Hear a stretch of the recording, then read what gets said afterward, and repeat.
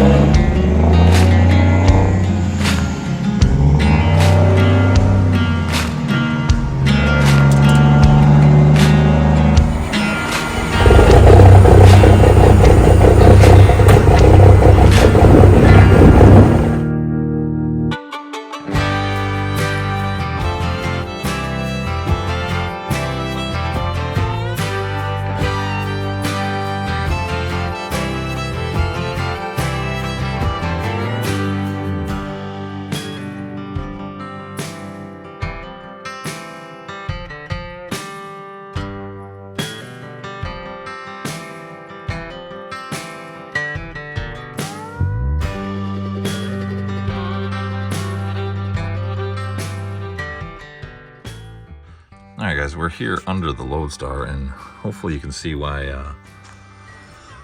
at least relatively big motors in little trucks suck.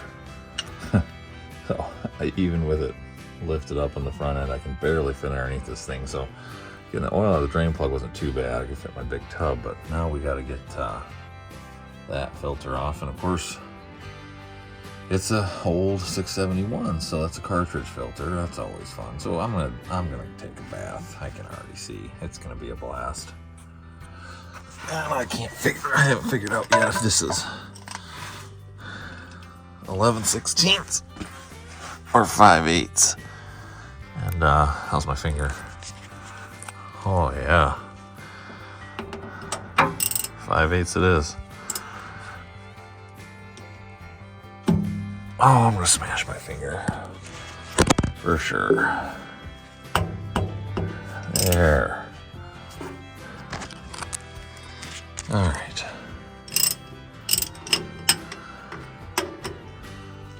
And there it comes. Put the pan under. All right.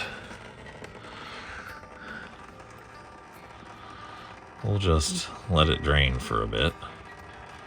Probably should just pull the wheel and go that way, but I'm way too lazy for that. No place to really set you. Oh well. We'll stop the filming then. Well, that was a generally horrible experience. But we got, I don't know, 11 gallons or something of 40 weight Rotella. Oh, there's a stink bug. See ya. Oh, so now we got to put that in, and we got to change fuel filters and do a general little checkout. But otherwise, the Loadstar's done. We're not greasing it. We haven't put nearly enough miles to even consider greasing it. I can still see fresh grease out of every Zerk. So it's fine. I've put less than. We can safely say I've put less than 250 miles on it since I built the truck. So the oil change is a little premature, but it's had a fair amount of starts, most of them cold, and it's been 4 years. So that's really the only reason I'm changing the oil. All right, fuel filters are changed. I hate cartridge filters, but oh well. Of course, they don't look any different because they're cartridge filters. We did the primary on the fuel rail and the secondary up here, or whichever one you want to call primary and secondary, one way or the other. They are both changed. And yeah, time to put 8 gallons of 40 weight oil in. That's gonna be fun. When this motor was in the Loadstar, it had a tilt hood, which would have made life much easier. And we don't, so we gotta get around this butterfly. Okay, so what's hopefully gonna make this a little easier and avoid the Exxon Valdez 2 oil spill is zip tied the funnel up to the butterfly. And now we can put in our oil. We got 8 quarts in. Let's see how easy she starts. I did refill both filters.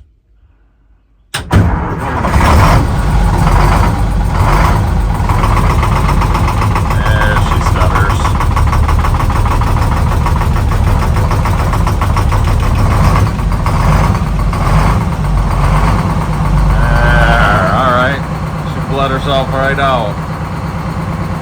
Let that motor on, circulate that oil real good. Up right where she always sits, right at 30 pounds at idle.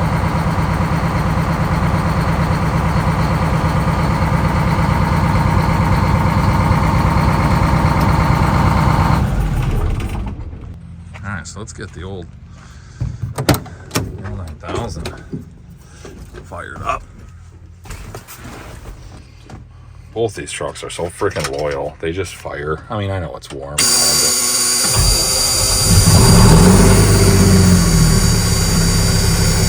there we go.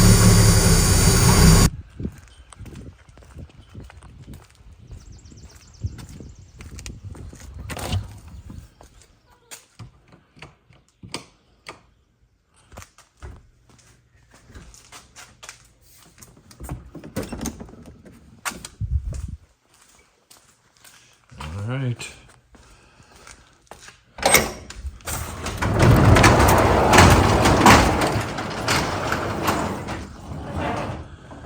It is time to service this girl. All right, so actually first order of business before we even get to servicing is this winter, early spring, whatever it was, when I switched from commercial plates to historical plates. And in the process, I also changed the lettering. And you can't see it right now because it's covered up, but I went from the company lettering to something personal that says not for hire. When I did that, the old company lettering was down here below the belt line on these doors. I went up to a mid door, but when I took them off, I got too aggressive at first. Just a complete cup on my part. And yeah, I scraped off some paint with my plastic scraper I was using. So anyway, I'm not going to be able to make this perfect because I'm not going to sand this all down and get to that point. But what I've done is I scuffed it, and I'm going to top coat it with base clear and just make it look a little nicer. This is not a concours paint job overall. This is a 6.5 out of 10 driveway paint job for a driver truck. And yeah, we're gonna keep that theme going. But what I'm also gonna do is in the process, these door handles, I replaced them when I built the truck, and the handles work great, but they just have that factory Chinese whatever paint on them. It's basically I think basically it's just a primer. Anyway, I never painted them. I installed the handles after I painted the doors. Obviously, I had the doors completely stripped down and nothing. So that being said, I'm gonna paint those. I've got the other side masked off too. And it only makes sense if I'm right here to do that. So we're gonna do both and get it done. All right, well, turned out nice, better than the paint job around it. That's for sure.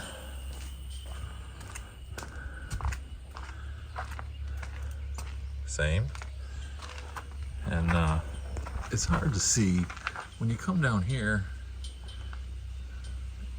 You don't see as much. The camera shows it more, but up here it's definitely darker, but solvents are still pulling out of it. But so we'll see what it looks like, but it is what it is. That's what happens when you make a mistake like that. You gotta deal with it. So eventually this truck is going to get a proper repaint. It's probably years away, which is why I did it quick and dirty. I have another hood that I'd like to honestly, I may pay someone to body work that. Anyway, do some proper sanding. That may be a repair on the cab that was in a wreck at some point. But anyway, that's years away. So this was a paint job to get me through 5 years or so. We're 2 years in at this point.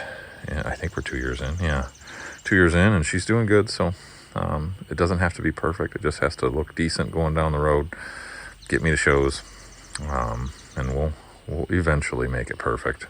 Maybe it's 10 years. Who knows? Either way, we're back to reasonable for now. All right, so on the to-do list for this little Cummins L10 is we've got to change the oil. We're going to throw some grease in that fan hub Zerk. We are going to change the fuel filter. We'll check the air filter, clean it as necessary. We'll check the power steering fluid, but it's good. In fact, we'll just accomplish that right now. Oh, yep, just barely over full, actually, hence why it's weeping just a hair right there. And we have to put an overflow bottle on. I've got the bottle. We just got to find a place to put it. We might have to make ourselves a little bracket. But somewhere up here on the firewall, we need to mount an overflow bottle because I am tired of it not having one. Because without one, it weeps fluid out here and there. So an overflow will solve that. And what else? Oh, I've always recharged this just off of cans. But actually finally broke down and bought a set of gauges so I can kind of semi-properly add refrigerant. So the air blows cold, but I think it could blow just a hair colder. So apparently we're going to tighten that belt too, because that's no good. But anyway, yeah, that's our to-do list. Then outside of the bay, we're gonna grease all of our slack adjusters, and the front end, it really doesn't need to be done again because it's hardly been any miles, but we're gonna do it. We're gonna check our hub oil, we're gonna check our transmission oil, we're gonna check our rear end oil, and we're gonna make sure our tires are aired up. I had tire pressure, especially on the rear, set to what my gooseneck used to put on the fifth wheel trailer with 2 trucks on it. Puts a lot more pressure, so I know we need to add some pressure to those drives to get us where we need to be. But overall, do some quick service on this thing, and that way we know we can trust it. All right. Well, bring it under here. Not that there's much to see. We're just about done underneath. So both oil filters are changed. Fuel filters over there. We'll probably have to go in from the other side, change that boy out. And I need to the old front air suspension, still looking good. I need to now grease my throwout bearing, and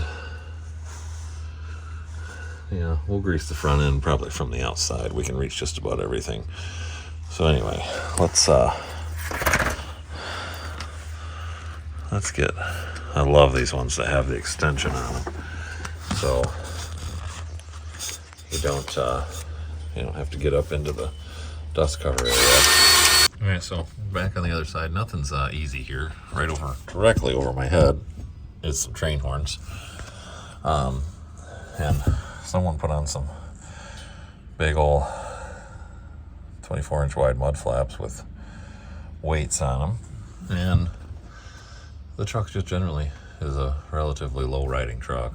I could get up in there and put a little more air in these front bags, but honestly it doesn't make that much of a difference. But anyway, it's a little tight, but we're going to finish getting that old filter off. We're going to put that new filter on, and we'll mark it up. It's only a year old. It's only got 1,500 miles on it, but more from sitting. I want to change it out once a year, so it's cheap, easy insurance. All right, now we got to add oil, and basically did a similar rig. I mean, I can get up in there and pour it straight in actually, but I usually make a mess.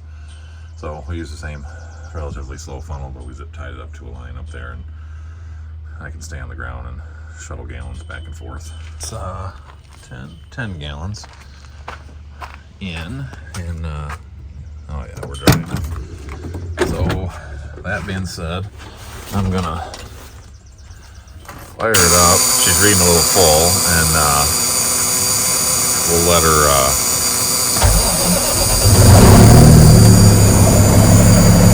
fill the filters. There's the fuel filter catching a little. Oh, chug through it, sugar plum. Come on, honey. Chug through it. Oil pressure's up.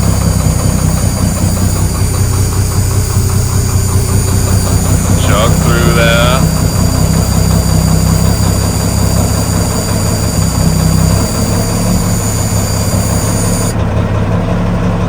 Alright, there she's smoothed out.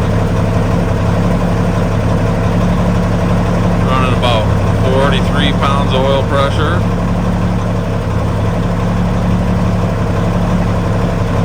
Alright.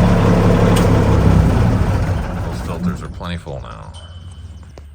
Alright, well that 10 gallons was absolutely perfect. I had it written down as she takes 11, but 10 it is. Spot on when she ran, filled the filters. So, I'll change my notes. Anyway, that being said, oil's changed, fuel filters changed.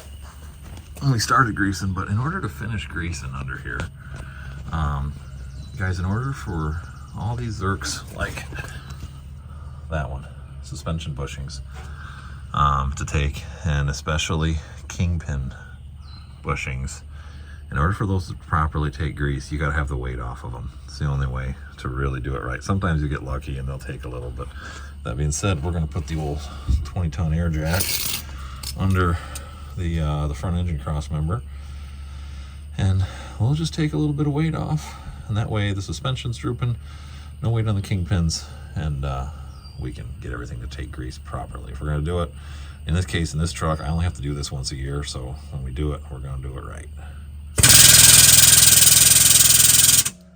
Did we actually close the valve? Nope. They tend to not work very well when you don't do that. Meep, meep, meep.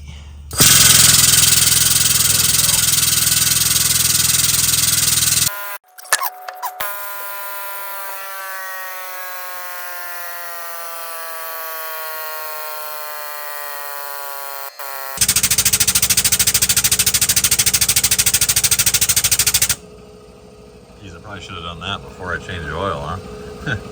Anyway, in some ways though, that makes things harder to reach. Regardless, we don't have to take every pound off. We don't have, tires still aren't turning, but you can see from that droop on that spring, and on this one, we have no weight. This is just the weight of the axle itself now, so that's plenty of weight off to get grease in these zerks, so we'll get after it. Okay, so with that done, it's time to work on tire inflation. Now, as I said, I've had these pulled down for bobtailing and for pulling my gooseneck. I'll splice in a little picture here of the scale ticket from a couple years ago, a year and a half or so ago, with the gooseneck and the Loadstar and my side-by-side. So this trailer, though, weighs a good solid 5,000 pounds heavier, at least. I've not scaled the setup yet, but at least 5,000 pounds heavier, with a lot of that on the fifth wheel plate. And then I'm also going to have my F450 parked right on the neck, basically all 10,000 pounds right over top of the truck axle, and the Loadstar weight mostly is going to be on the trailer axles, but shifting a little forward. So I'm going to bump the steers up. If you guys never used them, I'll splice in right now some inflation tables. This one's a Bridgestone one, but every tire manufacturer has them. And it gives you, based on load for either a single or a dual, you have to use the table with the correct wheel and the correct size of your tire, but it'll give you what your inflation should be for a given weight. So, you don't necessarily want to go right to the max. Max is 110 PSI. I'm probably still only going to run 75 pounds in these steers, maybe 80. And then we're going to be at, I'll probably go 100 PSI just to be safe on the duals. But we still won't be maxed out because of the loads that we're pulling here. But I'm going to get after that. We've got our inflator, and we'll get it done. Alright, so this had to be a thing. Had to loosen the lug nuts because I couldn't get the valve stem cap off on the inside. I'm trying not to let it down on the hub because it scratches the paint every time I do that, so I think we can get it.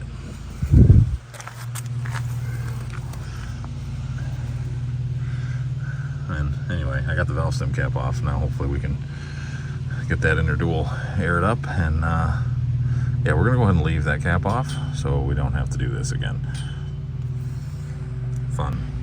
All right, well, we got it.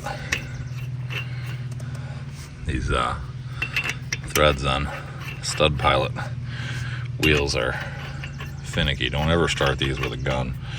They're a much finer thread. I shouldn't say much, but a somewhat finer thread than modern hub pilot wheels, and you don't want to cross them. I had to replace most of these. Actually, I think I did replace all of the studs and most of the nuts because they had been at least partially crossed before. But anyway, always when you're pulling these, if you don't use, I have a dolly. I don't know why I didn't use it, but anyway, at least put a bar under the tire to make your life easier. That and the old Milwaukee 3/4 gun makes life easy.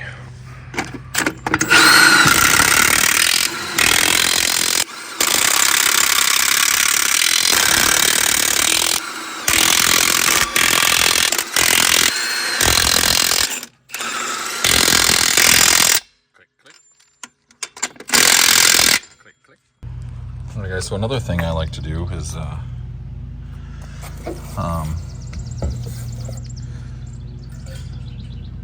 run about a quart for every 50 gallons of diesel fuel. I'm sorry, run a quart of ATF for every 50 gallons of diesel. Some people will run used motor oil. I know if you guys watch Cab Over Gary, he always does that.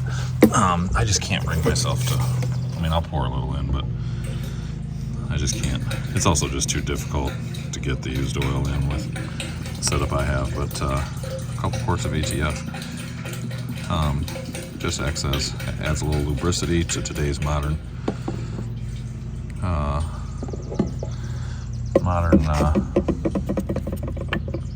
ultra low sulfur diesel, and just a poor man's injector cleaner. So nothing wrong with it on these old mechanical diesels. All right, well, I didn't bring it along, but the